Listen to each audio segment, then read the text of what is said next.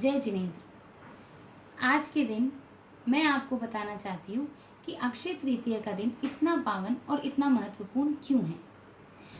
ये दिन इतना बड़ा है कि लोग जो जैन है वो भी और जो अजैन है वो भी, सारे वर्ग के लोग इसे मनाते हैं। तो जैन वर्ग के लोग के हिसाब से आज की एक बड़ी घटना यानी कि एक सच्ची घटना के बारे में मैं आपको कुछ बताती हूँ। तो जैन परंपरा के हिसाब से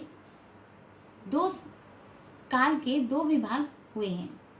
एक है उत्सर्पिणी काल, एक है अवसर्पिणी काल। उत्सर्पिणी काल में भोग भूमि हुआ करती थी, यानी कि उस समय में लोगों को काम नहीं करना पड़ता था। उन्हें जो भी चाहिए होता था वह कल्प वृक्षों से मांगते थे और मांगने भर से ही उन्हें मिल जाता था। और दूसरा हुआ अवसर्पिणी काल। अवसर्पिणी काल वो काल है जिस टाइम पे लोगों को कर्म करना शुरू करना पड़ा।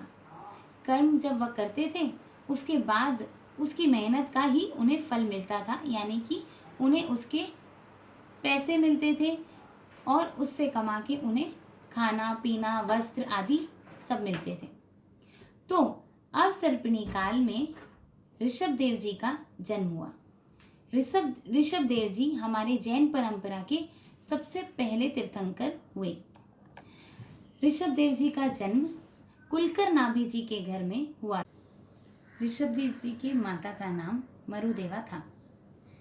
उन्होंने अपने शुरू के दिन यानी कि शुरू के कुछ वर्ष राजमहल में राजकुमार के हिसाब से बिताए।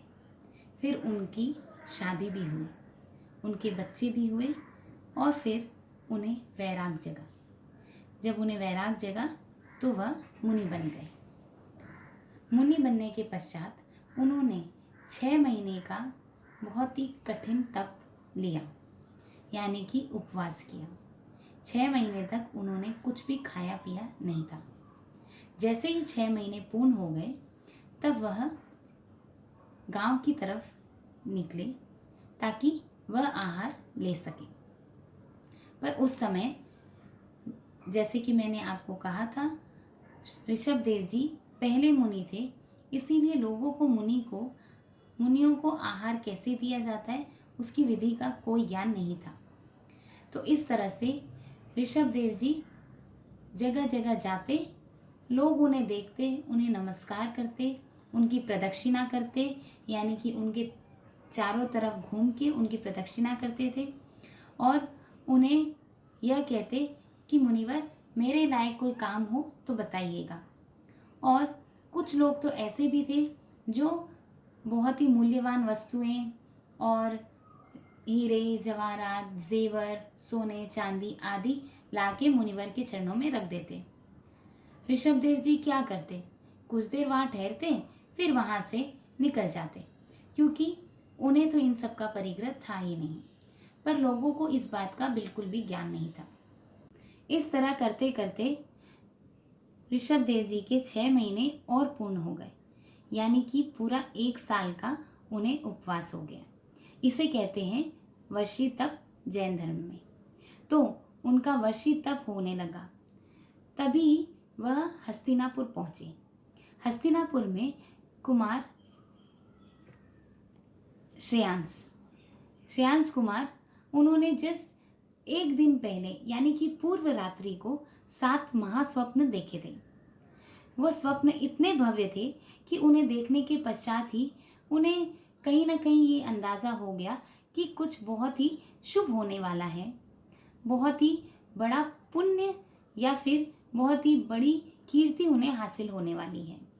यह जब 7 स्वप्न उन्होंने देखे तो वह अपने भाई के पास गए और जाके इस स्वप्न के बारे में सारी व्याख्या उन्हें बता दी। उन्हें बताया कि उन्हें स्वप्न में क्या क्या दिखा। तो यह सुनकर वह भी बहुत प्रसन्न हुए, क्योंकि हर स्वप्न कहीं ना कहीं एक शुभ संकेत दे रहा था। और वहीं उनके कुल पुरोहित मौजूद थे। उन्होंने सुनकर बताया कि यह बहुत ही शुभ स्वप्न है और इसका एकमात्र अर्थ है कि आपको बहुत ही बड़ा लाभ होने वाला है। तो यह सुनकर दोनों भाई बड़े प्रसन्न हुए। इतने में मुनिवर का आगमन हुआ, यानी कि ऋषभ देव का वहां आगमन हुआ। जैसे ही उन्हें मुनिवर को देखा, दोनों भाई मुनिवर के पास पहुंचे और जाकर उन्हें नमस्कार किया, उनकी प्रदक्षिणा की, उन्हें वंदन किया और साथ ही साथ अर्घ सहित उनके पैरों में जल अर्पण किया। तभी श्रेयांश कुमार मुनिवर को देखते ही देखते उन्हें कहीं ना कहीं अपने पूर्व भव का ज्ञान हुआ। उन्होंने अपने पूर्व भव में मुनियों को आहार प्रदान किया था। तो यह याद आते ही उन्हें आहार देने की विधि भी ज्ञात हो गई। तब वह तुरंत उन्होंने सेवक को बोला और इक्षु रस का आहार मंगवाया और मुनिवर को हाथ जोड़कर कहा, मुनिवर, मेरी तरफ से यह आहार ग्रहण कीजिए।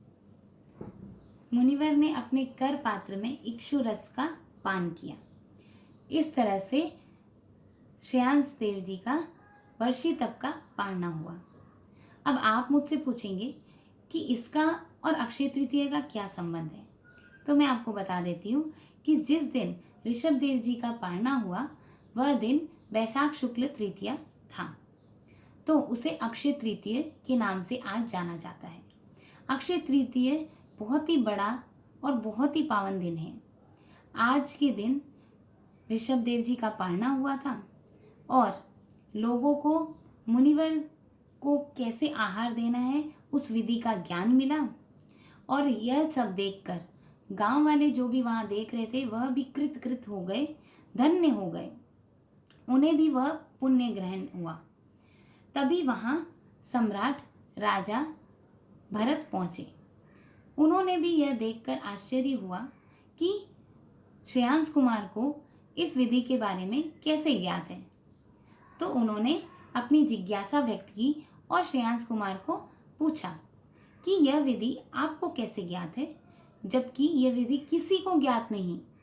तो श्रेयांश कुमार ने सारी कथा सुना डाली कि जैसे ही वह मुनिवर के सानिध्य में आए तब उन्हें अपने पूर्व भव का ज्ञान हुआ और जैसे ही उन्हें अपने पूर्व भव का ज्ञान हुआ उन्हें यह पता चल गया कि उन्होंने अपने पूर्व भव में कैसे मुनियों को आहार दिया था और उसकी विधि क्या है।